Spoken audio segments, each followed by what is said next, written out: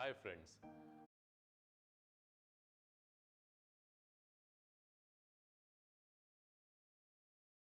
अक्सर लोग ये सोचते हैं कि लाइफ में सक्सेस पाना हो तो क्या क्या हमें सीक्रेट्स को जानने होंगे, लेकिन क्या ये सीक्रेट्स कॉमनली अवेलेबल है? अक्सर लोगों को ये पता ही नहीं है कि सफल होने के लिए वो कौन से सीक्रेट्स हैं जो उन्हें अपनी लाइफ में इम्प्लीमेंट करने चाहिए, तब जाकर उन्हें वो सीक्रेट्स मिलते हैं। लेकिन अब मुद्दा ये है कि ये सीक्रेट्स कहाँ ढूंढने जाएंगे। ये पर्टिकुलर मॉड्यूल में आपको जानने मिलेंगे ये सारे सीक्रेट्स जो कोई भी कॉमन इंसान को एक्स्ट्राऑर्डिनरी हाइट्स तक पहुंचा सकता है। तो आइए जानते हैं उन सीक्रेट्स को, और ना सिर्फ इन्हें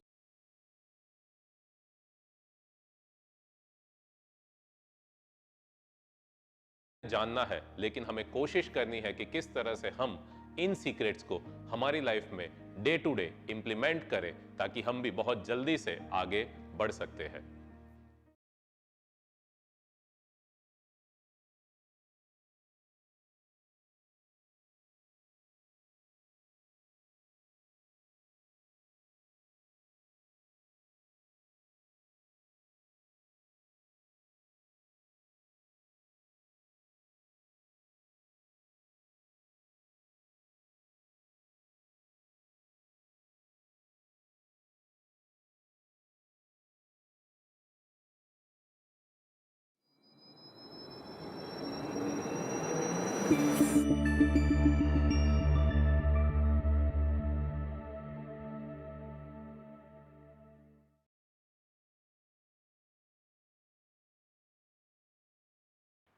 ये देखिए स्क्रीन पर, ये किसका फोटो है?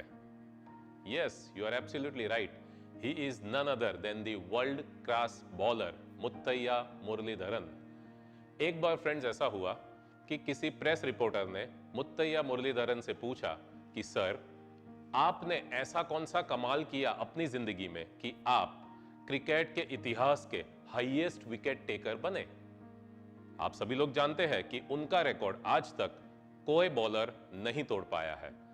यह जब सवाल मुत्तैया मुरलीधरन को पूछा गया था, मुरलीधरन का यह जवाब था कि जब मैं क्रिकेट मैच के दौरान बॉलिंग कर रहा हूं, तो आप सबको पता है फ्रेंड्स कि बॉलिंग करते समय बॉलर जो है अपने रनअप के ऊपर पीछे जाता है।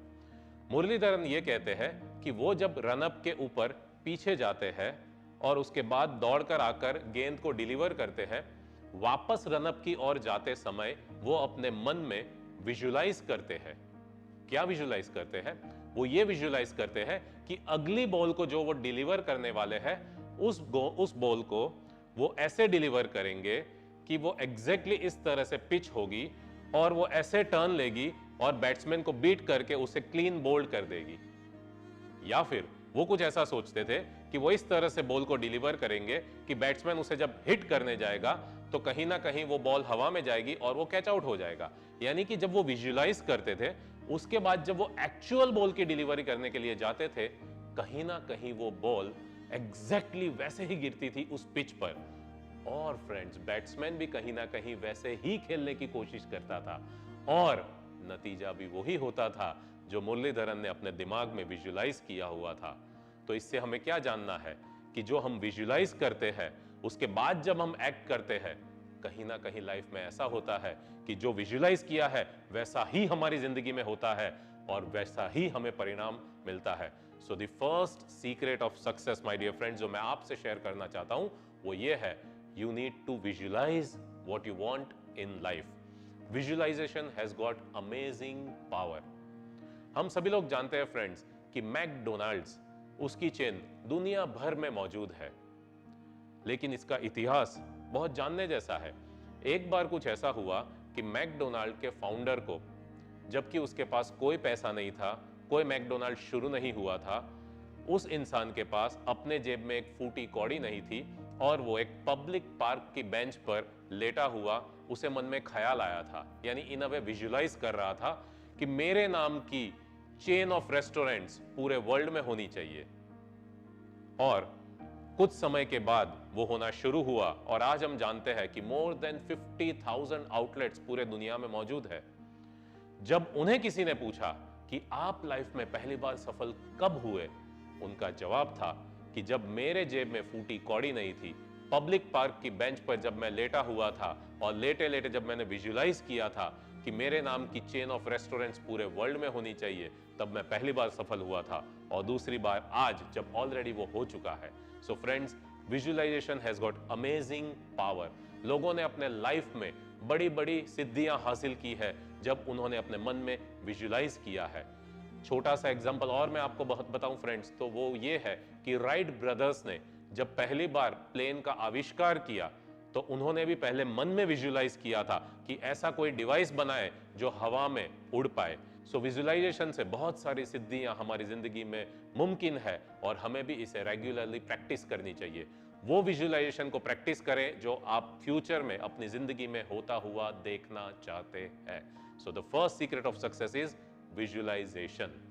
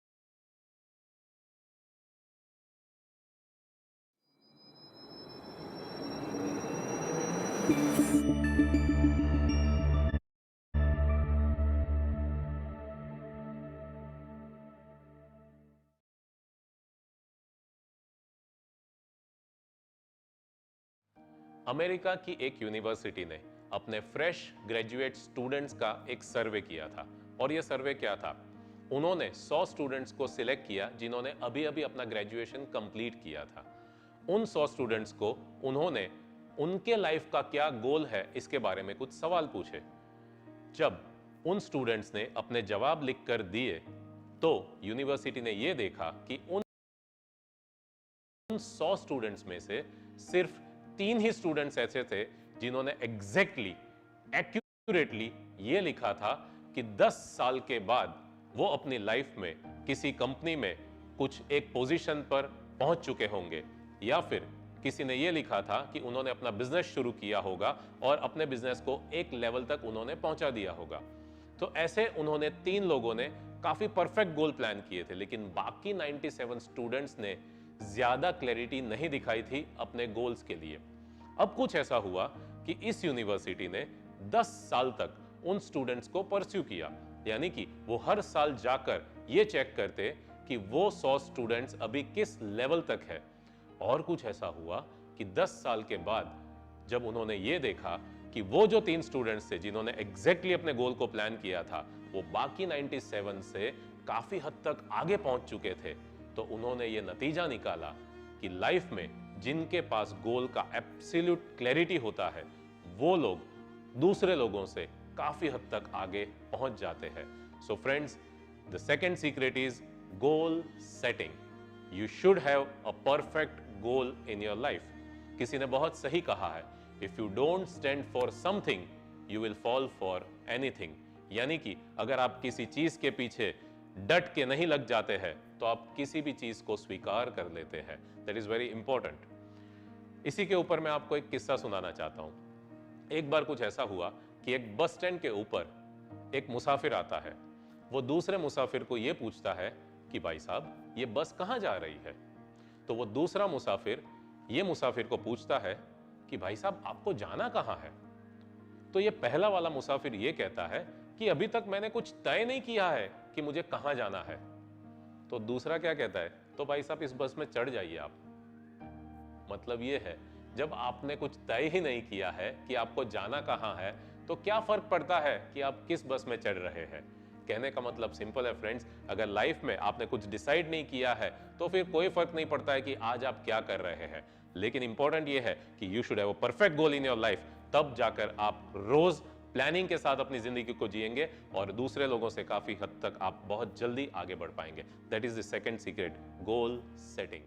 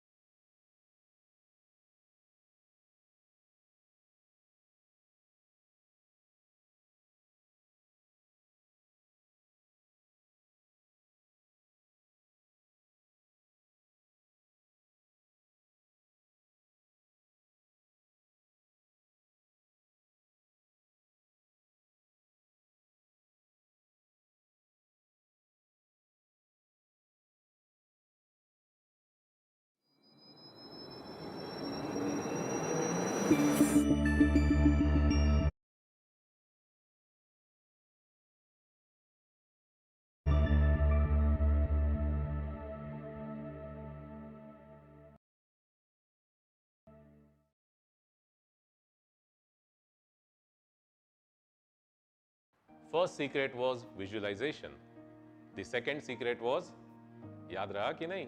Yes absolutely, goal setting. Now we come to the third secret. एक बार एक यंग लड़का जिसको नौकरी की तलाश थी, वो गांव गांव जा रहा था नौकरी की तलाश में।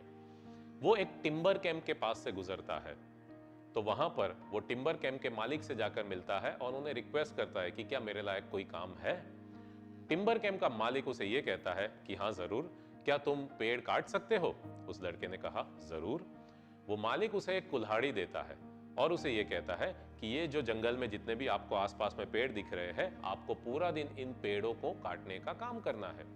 उस लड़के ने बड़े उत्साह से पहले दिन काम करना शुरू कर दिया और सुबह से लेकर शाम तक उसने 7 पेड़ काट दिए। दूसरे दिन उतनी ही मेहनत उसने की, लेकिन वो 6 पेड़ काट पाया। तीसरे दिन 5।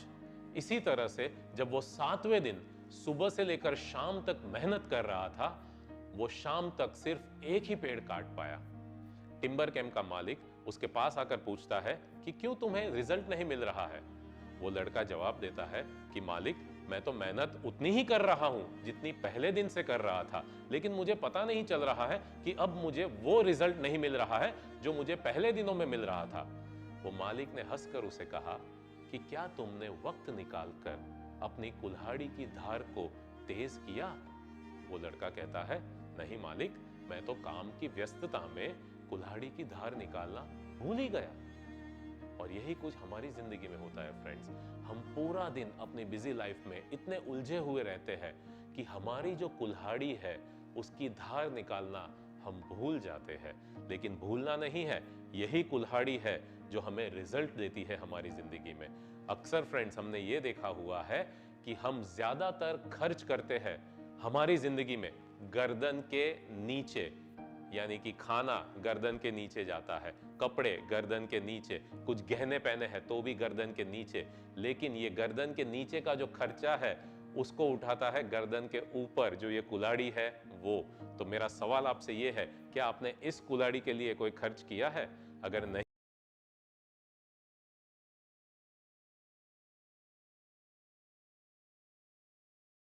नहीं किया है तो आपको याद रखना चाहिए कि लाइफ में जो भी आप पैसे कमाते हैं उन पैसों में से कुछ कंट्रीब्यूशन आपको इस कुल्हाड़ी की धार को तेज करने के लिए जरूर देना चाहिए। And friends, that is the third secret. The third secret is work smarter and manage your time. यानी कि कम से कम समय में स्मार्ट काम करके you should get all the results what you want in your life.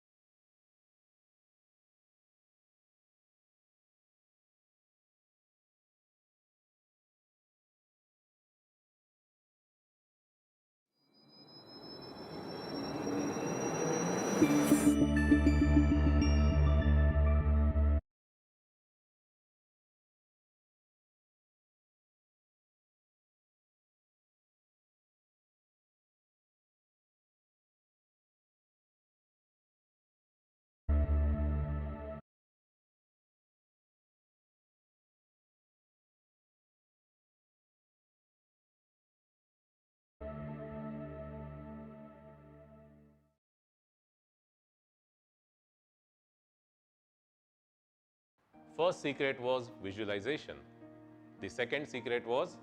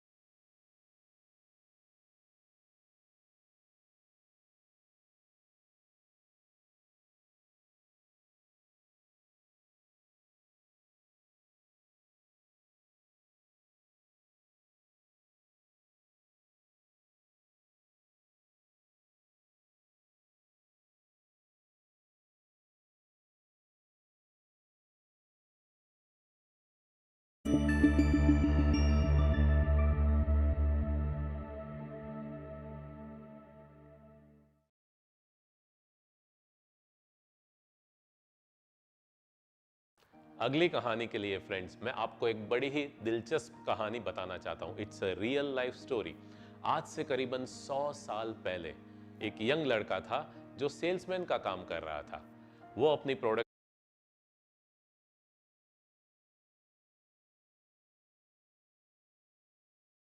लोगों को जाकर बताता था, लेकिन अनफॉर्चुनेटली उसकी प्रोडक्ट कोई नहीं खरीदता था। काफी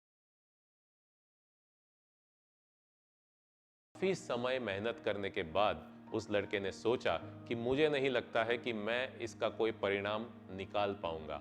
तो अपनी लाइफ से परेशान, ना रिजल्ट मिलने के कारण उस लड़के ने सोचा कि मेरे जिंदगी का अब कोई काम बाकी नहीं रहा है, मुझे अपनी जिंदगी का एंड कर देना है। तो वो चला आत्महत्या करने के लिए। जब वो आत्महत्या करने के लिए जा रहा था, एक ब्रिज के ऊपर खड़ा था और जैसे ही जंप करने वाला था, अचानक उसके मन में ख्याल आया कि अगर मैंने जंप कर लिया तो मेरी लाइफ खत्म हो जाएगी, जिंदगी खत्म हो जाएगी। तो मैं ये कभी नहीं जान पाऊंगा कि मैं अपनी लाइफ में सक्सेसफुल क्यों नहीं हुआ। तो मरने से पहले मुझे ये तो जान लेना चाहिए कि मुझे सफलता क्यों नहीं मिली। तो उसने मरने का प्लान पोस्टपोन कर दिया। वो वापस आया और उसने सोचा कि मैं तो लाइफ में सफल नहीं हुआ, लेकिन मुझे ये चेक करना चाहिए कि हमारे आसपास जो लोग रहते हैं और जो अपनी जिंदगी में सफल होते हैं, वो सफल क्यों होते हैं। तो उसने क्या किया, अपने आसपास जितने भी सफल लोग रहते थे उनको जाकर उसने मिलना शुरू कर दिया और काइंड ऑफ एन इंटरव्यू उसने लेना शुरू कर दिया। जब वो लोगों से सवाल पूछता कि सर आप अपनी लाइफ में सफल कैसे हुए, तो लोग उसका जवाब देते, लोग अपनी जिंदगी में खुद सफल होने के रीजंस उसे बताते। जब उस लड़के ने वो रीजंस को सुना तो उसे लगा ये तो बहुत अलग अलग रीजंस आ रहे हैं, तो उसने क्या किया, उसकी नोट्स बनाना शुरू कर दिया। जब वो बहुत सारे अलग अलग लोगों से मिला, उनके रीजंस जाने, तो उसने ये देखा कि काफी लोगों के अपने लाइफ में सफल होने के अलग अलग रीजंस है, लेकिन एक तो ऐसा रीजन है जो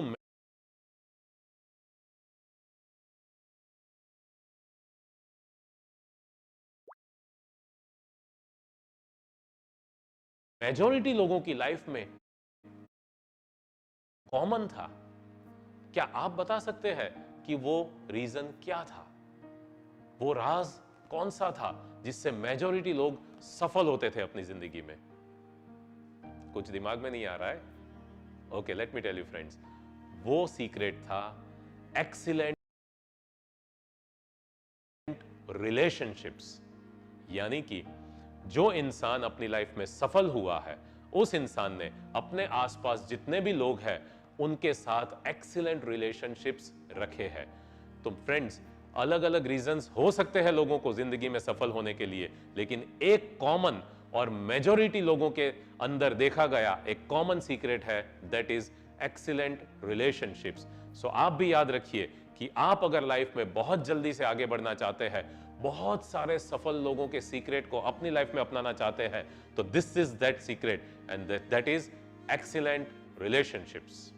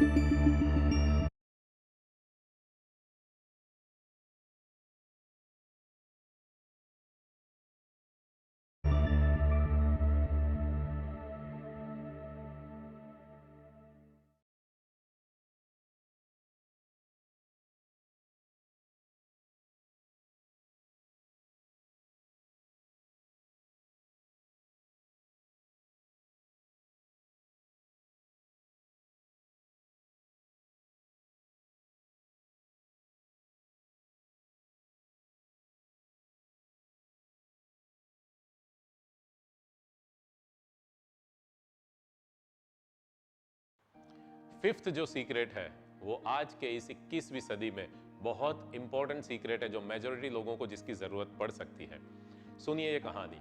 दो दोस्त थे, राम और श्याम। राम एक दिन रात को 2 बजे उसे नींद नहीं आ रही थी और वो अपने बिस्तर में करवटें बदल रहा था। उसकी पत्नी की रात को 2 बजे आंख खुल गई और वो देख रही है कि उसके पति राम, उन्हें नींद नहीं आ रही है। वो स्विच ऑन करती है लाइट को और अपने पति से पूछती है कि क्या प्रॉब्लम है, आपको नींद क्यों नहीं आ रही है? राम अपनी पत्नी को खिड़की के बाहर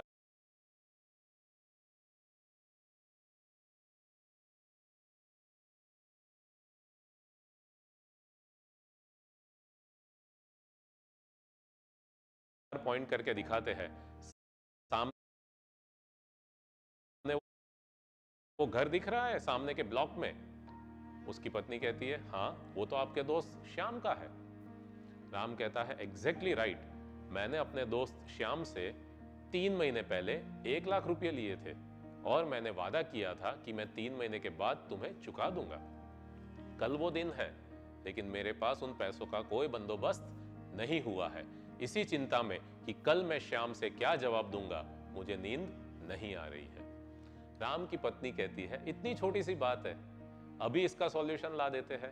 तो राम की पत्नी ने फोन उठाया और श्याम को फोन डायल किया।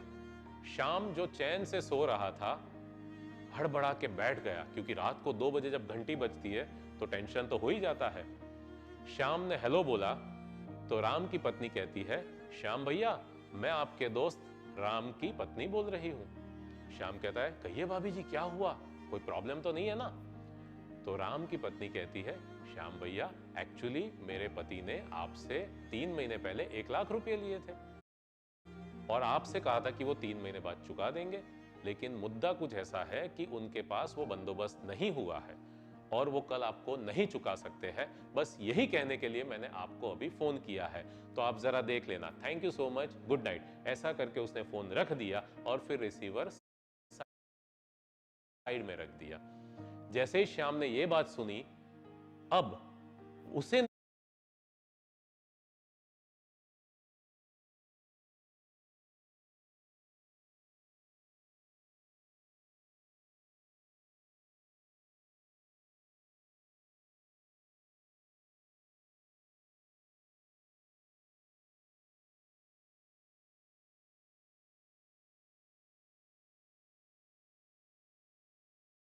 नींद नहीं आ रही है, वो अपने बिस्तर में करवटें बदल रहा है और राम चैन की नींद सो रहा है।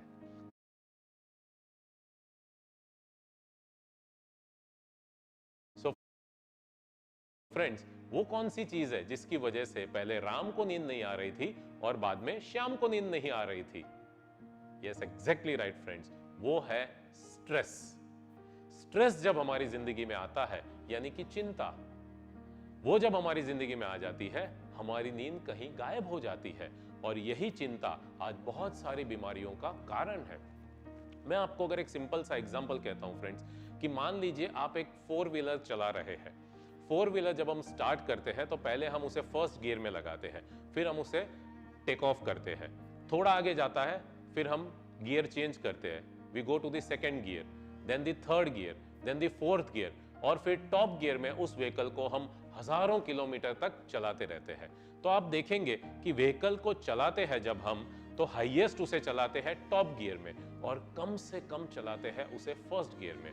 लेकिन मुझे एक बात बताइए कि मान लीजिए आप एक 4 व्हीलर को स्टार्ट करते हैं, उसे फर्स्ट गियर में डालते हैं और उसे फर्स्ट गियर में ही चलाते रहते हैं, क्या होगा?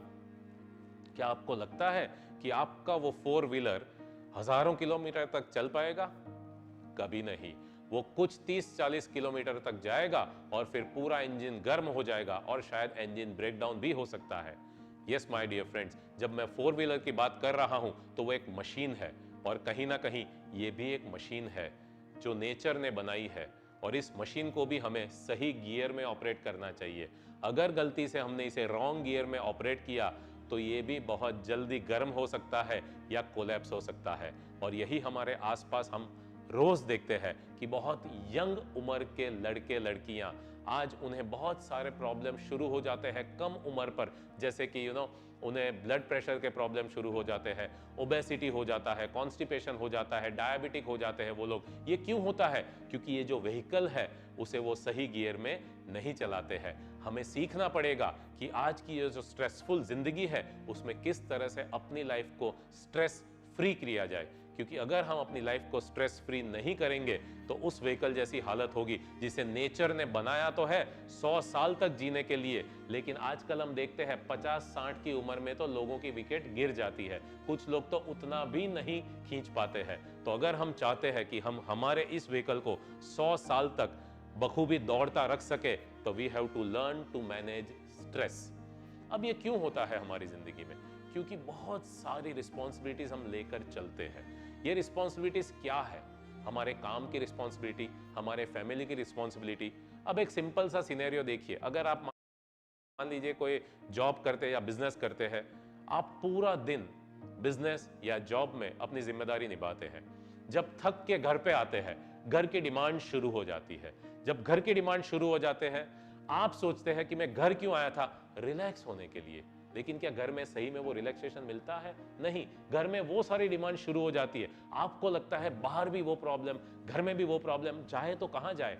और ये सिचुएशन बहुत ही स्ट्रेसफुल होती है। ऐसी सिचुएशन में देखो आपको भी कितना ड्रामेटाइज करना पड़ता है। जैसे आप घर पे जाते हैं तो जो वाइफ है जिसको आप सुबह में छोड़ के गए थे, 10-12 घंटे के बाद जब वाइफ को जाकर मिलते हैं, आपको ये जताना पड़ता है that you really love your wife. आपका वो बच्चा जो कुछ गलत कर रहा है, यानी कि वो पढ़ाई नहीं कर रहा है, टीवी देख रहा है, वीडियो गेम खेल रहा है, आप क्या करते हैं? चिल्लाते हैं, क्या कर रहे हो तुम, समझ में नहीं आ रहा है, पढ़ाई करने बैठो। यह आपका गुस्सा वहां पर निकल जाता है। अब उसी वक्त मान लो पड़ोसी का बच्चा आपके घर में आता है, क्या आप अपने पड़ोसी के बच्चे के साथ भी ऐसे बिहेव करेंगे? नहीं, वहां तो आप बड़े प्यार से बात करने लगते हैं, क्योंकि वहां तो आप अपना ओरिजिनल रूप नहीं दिखा सकते हैं। तो कहीं ना कहीं आपका जो अंदर का जो एक नेचर है, अंदर की जो फीलिंग है, उसे आप कहीं भी बाहर नहीं निकाल सकते। वहां पर इमीडिएटली आपको ड्रामेटाइज करना पड़ता है, अपने पड़ोसी के बच्चे को कहना पड़ता है, अरे बच्चे आओ आओ, कैसे हो, कैसी चल रही है तुम्हारी पढ़ाई, खाना खाया तुमने, और ये सारी बातें करनी पड़ती है। अभी कुछ ही पल पहले आपके अंदर गुस्सा भरा हुआ था, अचानक से आपको ऐसा चेंज हो जाना पड़ता है। तो बहुत सारी बातें अपने अंदर ऐसी भर जाती है जिसको रिलीज करना जरूरी है। इसीलिए friends, it is very important to learn how to relax our mind.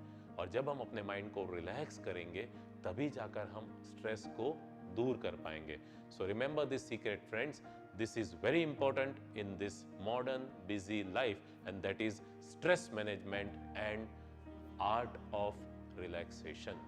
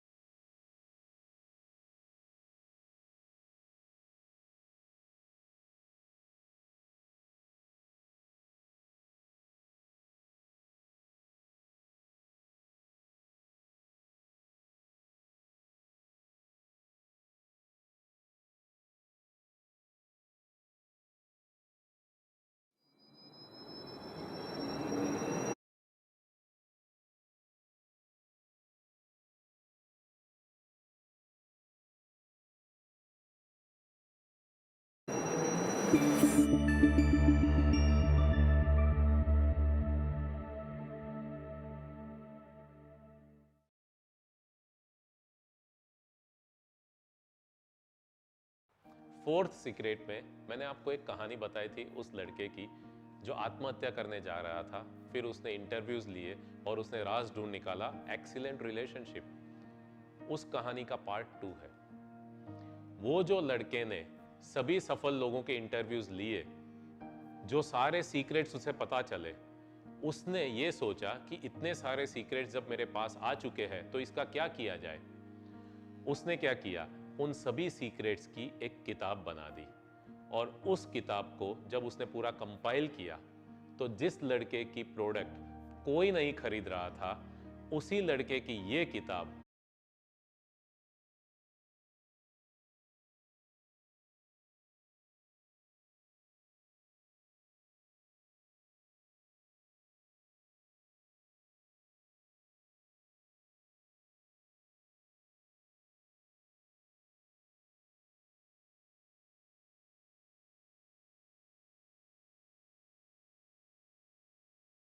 रातों रात हजारों कॉपियां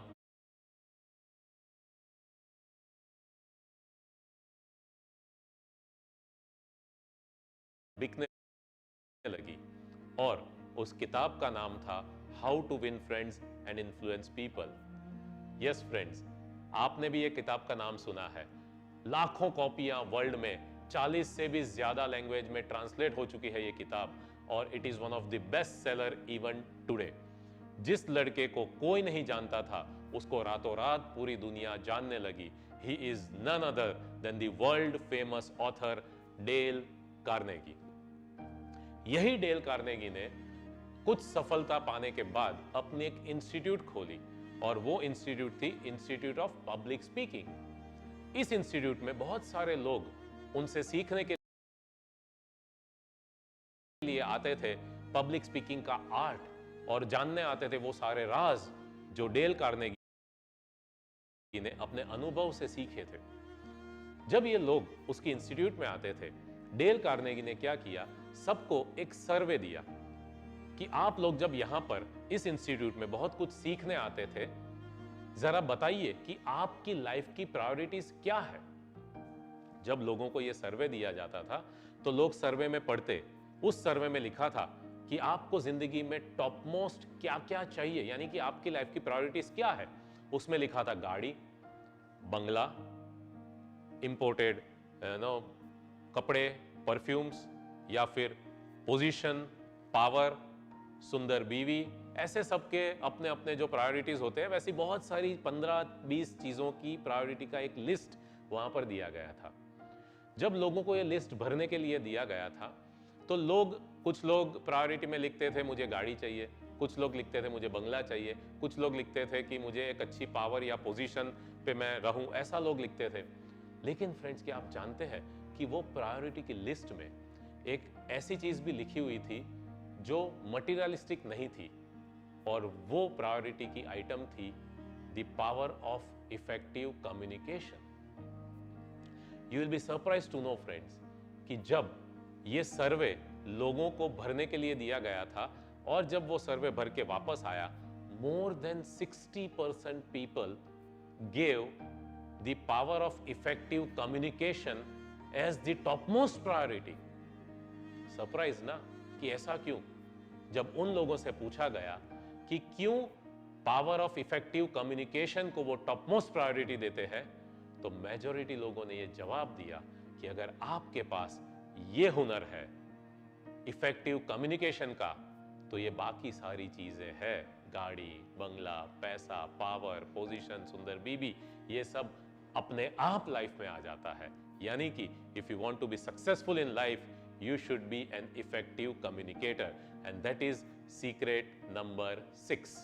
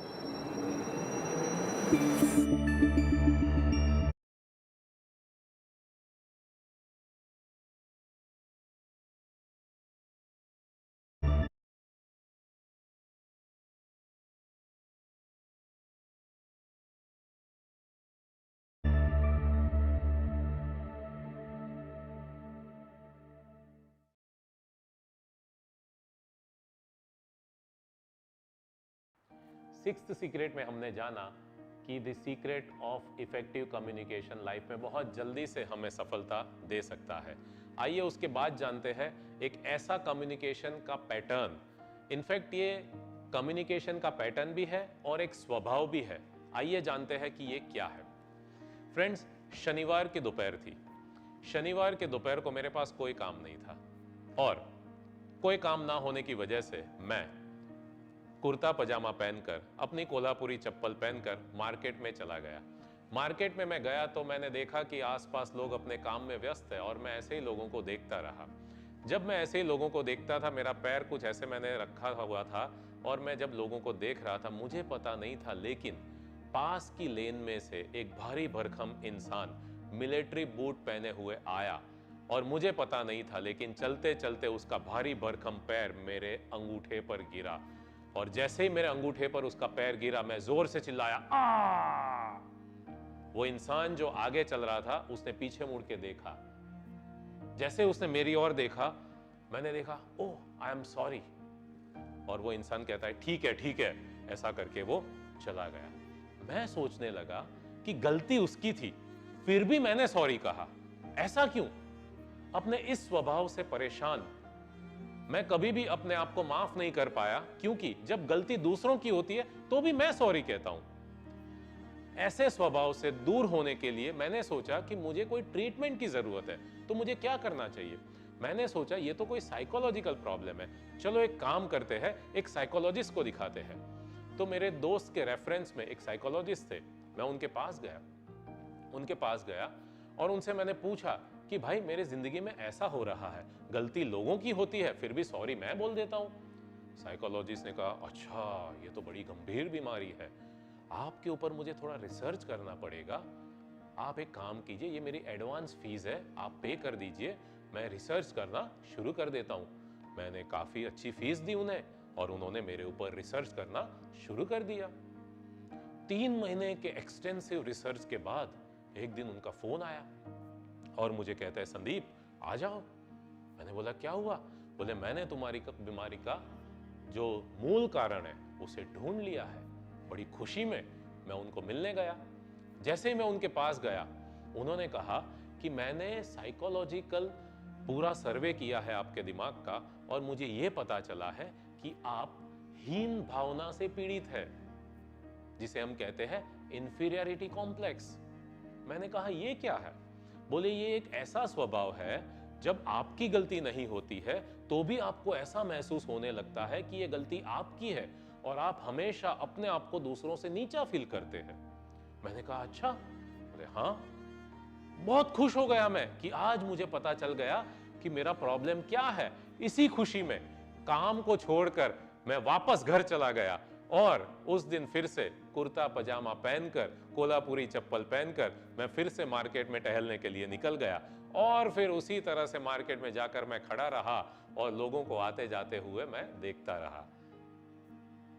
कोइंसिडेंटली कुछ ऐसा हुआ फ्रेंड्स, उस दिन दोबारा वही भारी भरकम इंसान मिलिट्री बूट पहनकर आया। मुझे पता नहीं था, फिर से उसने उसी तरह से मेरे अंगूठे पर पैर रखा और मैं इस बार जोर से चिल्लाया आ! उसने दोबारा पीछे मुड़कर देखा और बोला क्या हुआ? मैंने बोला कुछ नहीं, सॉरी सॉरी। वो बोलता है ठीक है और वो चला गया। मैं सरप्राइज्ड कि अभी अभी मुझे पता चला मेरा प्रॉब्लम क्या है, फिर भी वैसा ही हुआ। मैं भाग कर गया किसके पास? वो साइकेट्रिस्ट के पास, वो साइकोलॉजिस्ट के पास। मैं उसको जाकर कहता हूं सर आपने 3 महीना मेरे ऊपर रिसर्च किया, उसके बावजूद वैसा ही हो रहा है। वो साइकोलॉजिस्ट मुझे कहते हैं संदीप बीमारी का पता चलना ये बीमारी का इलाज नहीं है। मैंने बोला तो? बोले उसके पीछे मेहनत करनी पड़ती है। मैंने बोला तो मुझे क्या करना चाहिए? उसने कहा और एक चेक लिखो और थोड़ी फीस दो तो मैं आपके ऊपर काम करना शुरू करूंगा।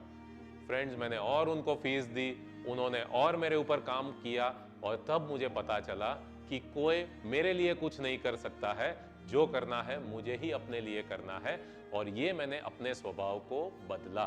अब ये तो था इंफीरियरिटी कॉम्प्लेक्स यानी कि हीन भावना। इसको अगर हम समझ लेते हैं तो आइए एक थोड़े दूसरे सिनेरियो को समझते हैं कि मान लीजिए मैं कुर्ता पजामा पहनकर, कोल्हापुरी चप्पल पहनकर जब मार्केट में खड़ा था, वो मिलिट्री बूट वाला इंसान निकला, मेरे अंगूठे पर पैर रखा और मैंने चिल्लाया आ! वो पूछता है क्या हुआ? और मैं उसे कहता हूं अबे अंधा है क्या, दिखाई नहीं देता? तो वो मुझे कहता है क्या बोला तू? और मुझे पकड़ के वो 2-4 लगा देता है। जब उसने मुझे लगा दिया मैं फिर से दुखी। ये जो मेरा स्वभाव था इसे मैं कहता हूं एग्रेसिव बिहेवियर। पहला वाला था इंफीरियरिटी कॉम्प्लेक्स, ये था एग्रेसिव बिहेवियर, यानी वो है पैसिव, ये है एग्रेसिव बिहेवियर। ना पैसिव रहना है ना एग्रेसिव रहना है, जो हमें रहना है वो है एसर्टिव। Yes friends, assertive. अपना बिहेवियर रखिए एसर्टिव, अपना कम्युनिकेशन रखिए assertive. And that is the next secret which I wanted to tell you friends, कि लाइफ में कभी भी आप जो लोगों से कहना चाहते हैं उसे दबाओ मत, otherwise you will feel inferior. कुछ भी आपको जो कहना है उसे बहुत हावी होके वायोलेंटली एग्रेसिवली मत कहो, वो हो जाएगा एग्रेसिव बिहेवियर। जो आपको कहना है a clear, direct and honest communication जब आप लोगों से करते हैं, that is what I call assertive communication.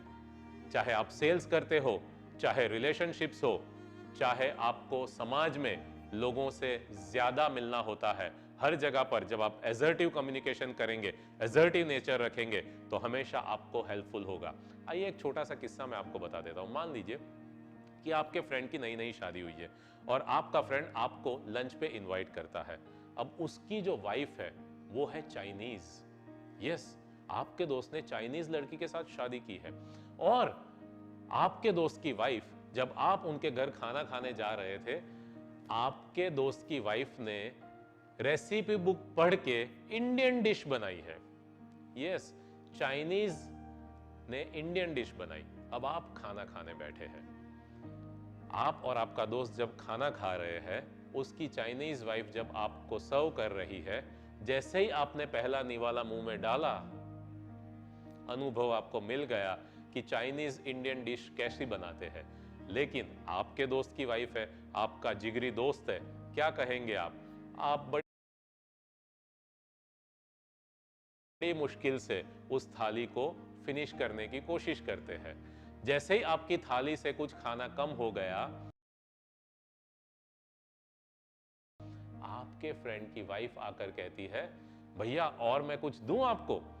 मैं कहता हूं नहीं नहीं बहुत हो गया। वो कहती है, क्यों, आपको मेरा बनाया हुआ पसंद नहीं आया? मैं कहता हूं नहीं नहीं ऐसी कोई बात नहीं है। जैसे ही मैं ऐसा कहता हूं, धम से वो और एक चीज मेरे थाली में रख देते हैं। अब मुझे पता है कि एक और निवाला मैंने खाया तो जो सुबह का भी खाया था वो भी बाहर निकल जाएगा। लेकिन मैं उन्हें ये नहीं कह पाया जो मेरे दिल में था। फ्रेंड्स, ऐसी कई बार सिचुएशंस हमारी लाइफ में आती है जब हम जो कहना चाहते हैं वो नहीं कह पाते हैं। बट याद रखिए, we have to have assertive communication. अब आप सोच रहे होंगे ऐसी परिस्थिति में हमें कहना क्या चाहिए? फ्रेंड्स, आप सिंपली इतना ही कह सकते हैं कि भाभी थैंक यू सो मच, मुझे अभी ज्यादा भूख नहीं है, या मैंने अभी थोड़ी देर पहले ही नाश्ता किया है। जो भी कहना है आप कह सकते हैं, लेकिन एटलीस्ट आप दोबारा वो खाने से तो बच जाते। सो फ्रेंड्स, यही होता है हमारी जिंदगी में कि जब हमें जो कहना है वो हम नहीं कह पाते हैं, तो या तो हम इंफीरियर फील करते हैं या फिर हम कई बार एग्रेसिवली कह देते हैं। इन दोनों सिचुएशन में कहीं ना कहीं हमें अच्छा फील नहीं होता है। But when we do assertive communication, that is when we feel good about ourselves. और मुझे लगता है सामने वाले को भी जो हम क्लियर और डायरेक्ट कम्युनिकेशन करते हैं वो उसे भी सुनना अच्छा ही लगता है। So don't forget this secret, this is assertive nature या फिर असर्टिव कम्युनिकेशन या असर्टिव बिहेवियर।